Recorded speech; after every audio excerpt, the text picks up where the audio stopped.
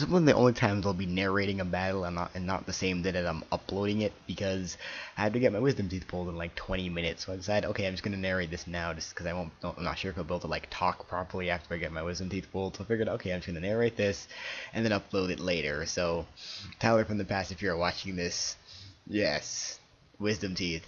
This not going to be fun. So we're gonna have a battle against Caitlyn now. So yeah, from the Elite Four, because she's totally hard. No, no, no, no. In all seriousness, we have a UU battle here against Kracix. He's a pretty cool guy. I think he has a YouTube, and I think I checked it out. He's pretty cool. So yeah, go check him out if you really feel like it. So I decided to lead off my Coldfish. This is my standard lead of this team. It's that team I've been using before. He ends up leading off with Charizard. I really don't feel like I want to waste my sash right now, so I don't really need to get some spikes up right now. So I'm just going to Mana Buzz, take the Air Slash. I know I can take pretty much anything that Charizard has to throw. So I am just gonna go for the, I believe, yeah, just double switch and go right back into my Quillfish, because I kind of want to get my specs up ASAP. And going into Zapdos, not the best switch for me since I know Zapdos is naturally faster. So I'm gonna go into my Nidoking to take the electric move. But he predicts that goes for the HP Grass, and as I mentioned last time, this team has a huge electric weakness, so that prediction right there it was really classic, because he really realized that that's the only thing I had to really take the electric move, and now I don't, so that really sucks. I'm going to go to Bronzong now, just so I know I can bait the Heat Wave, and I do have the Heat Proof. Shh, don't tell anybody. So I can get my rocks up pretty easily, and now he's going to go for the Thunderbolt, because he realized that I have Heat Proof, and he knows it will do slightly more.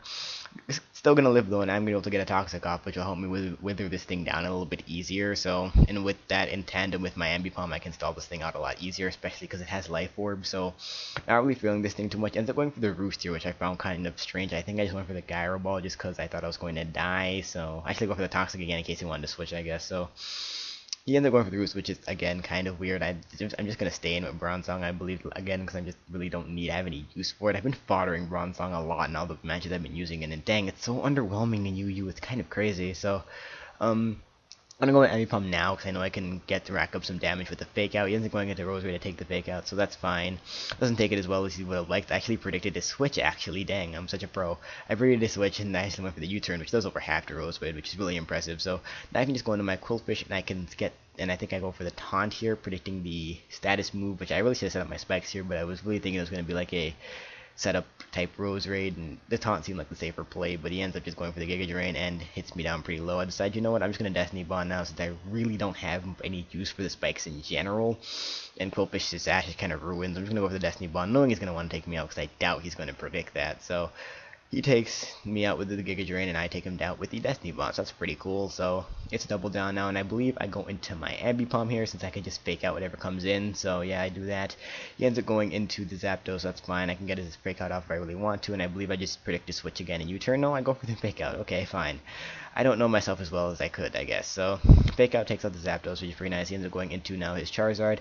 I know I'm faster, but I'm fearing this thing is Scarf, and I'm thinking that's the reason he went into it, so I decided to go into my Mandibuzz to take the Fire move. He ends up going for the Air Slash again, so he's kind of looking like he's Scarfed here because he stays in Air Slashes, so he's probably Scarfed. He ends up getting a flinch, doesn't really matter since he can't really do anything to me, so Air Slash again, which is kind of whatever, just going to roost off the damage. Now I'm just going to go for the phasing move, because as you can see, his health's in the yellow, meaning that he's running even HP, which is kind of stupid. You should really fix that, dude, because you can't switch into Stealth Rocks as much. So Whirlwind, obvious, out comes Arcanine, 2 fire types, so 1 team. That's kind of weird. And now I know I can live a wild charge, so I'm just gonna go for the roost to see how much it does, and it does a decent chunk. And yeah, I'm gonna be able to roost it off, but it does over half, so I can't really stall it out as well as I could. So I decide here, you know, I'm just gonna take the wild charge. After recoil, I'm pretty sure Brave Bird should be able to take it out, so I decide just to do that. So he's gonna go for the second wild charge. It is going to do another decent amount, and I am gonna be able to go for the Brave Bird, and after the recoil, it should be enough to easily take out the Arcanine. So Arcanine goes down, and surprisingly, I actually don't die from Brave Bird recoil, which is kind of strange. I actually do barely live it, which is kind of cool. So that's neat. Didn't really come into play too much, but it is kind of nice that Mandibuzz can live for another turn. He ends up going into his Flagon now. I'm going to stay in and scout. He actually has the Thunder Punch, which is weird. Even weird, this is a Life Orb Flagon, which is really, really odd. So that's weird. I end up going to Ambipom because I know I can outspeed it, scare it out, and go for the Fake Out to be safe. So goes in the Charizard as Fake Out fodder or a Stealth Rock fodder, just to have something to not take the Fake Out. So Charizard dies. Now he's going to go into his Uxie here. I believe I just U-turn on it and go into my Hitmonlee, my last guy, because I know I can take. He's probably going to go for the T-Wave if he has it, and I do have the Limber, so sorry about that, I burped there. Go into my Hitmonlee, I know I can take the T-Wave because Limber, like I said. Now I can just go for the Stone Edge, and I know it should be a 2 KO at this range, and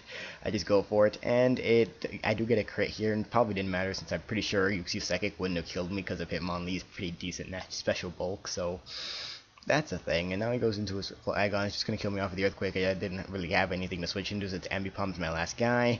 But I can go into Ambipom now. Fake out plus U-turn will easily take it out. So I'm going to go for the Fake Out. It's going to do a lot, and because Fake Out's 90 after stabbing Technician and U-turn 70, I'm not going to risk going for the double hit because I could miss. So U-turn's going to easily take out the Flagon. That's going to be a pretty narrow 1-0 and a decent match. That's a pretty good UU battle. I will see you guys later. I'll probably upload this a few days after I've actually narrated it. But when I upload this, my wisdom teeth will have been pulled out, so that is going to be all fun in the hood. So I will see you guys later, like I already said.